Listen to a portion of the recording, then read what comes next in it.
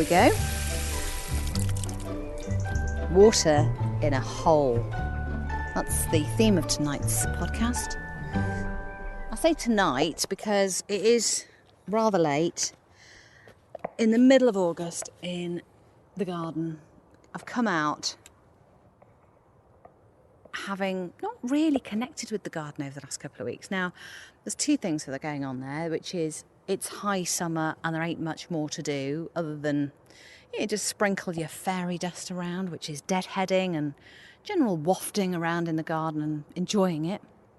And secondly, I've just been a bit kind of grumpy, really grumpy and, life oppressed really. Poorly parents in hospitals with lifts and all sorts going on there. And, just a whole load of life stuff. So I've been a bit tired, a bit, grumpy. And so I took myself off, because I know it's good for me. I took myself off to the nursery.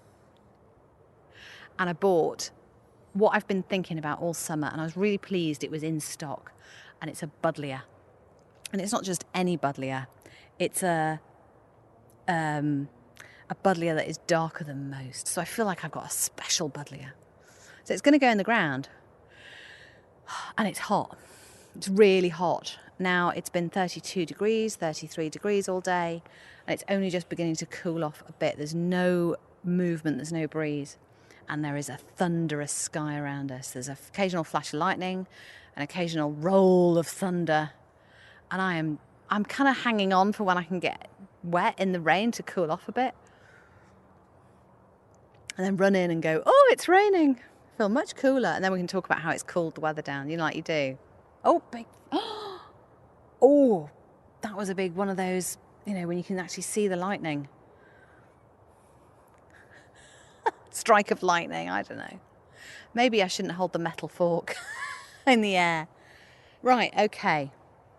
Nurturing the garden some more is what makes you happy, isn't it? So let's get some fish, blood and bone into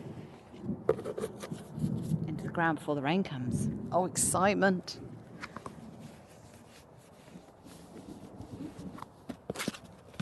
It says do 2 handfuls, but I've got quite small hands, so who knows? I think the buddleia is going to appreciate it. Oh, there's loads of mozzies around. Loads of mosquitoes. Now, if you're in a hot country, you're probably thinking 33 degrees isn't that challenging, really. And it isn't if you're sat in an air-conditioned house. But most people in the UK don't have one of those. So we are literally sweating it out at night. Let's tap this out. Oh, come on, buddleia. It's quite short at the moment, this buddleia. Oh, look at those roots. Oh, lovely. Really healthy. Nice. Okay. In it goes.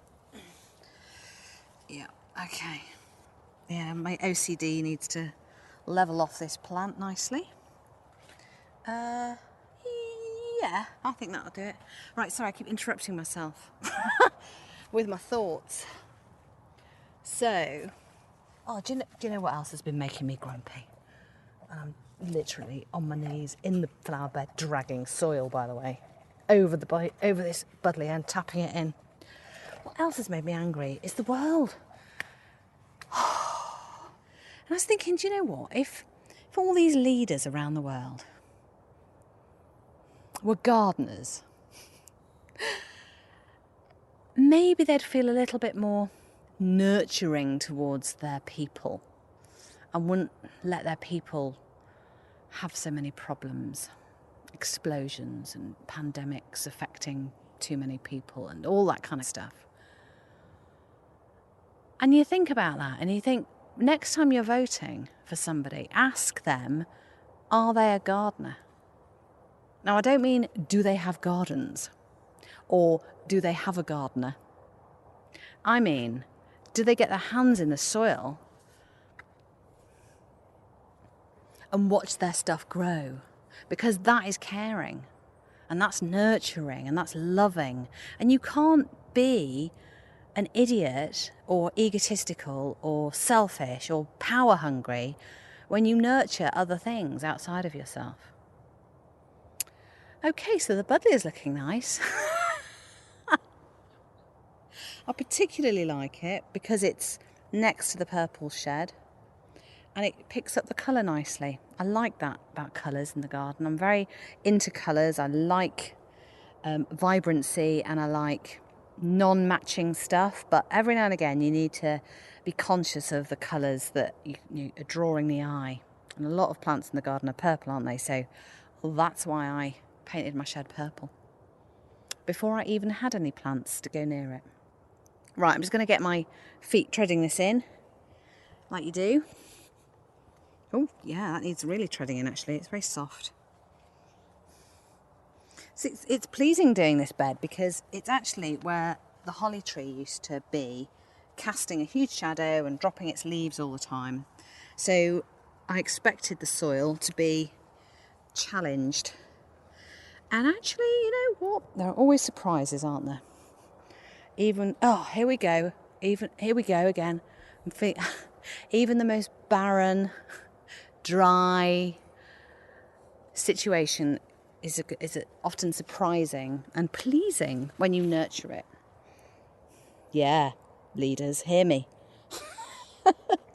Seriously though, it just makes me cross.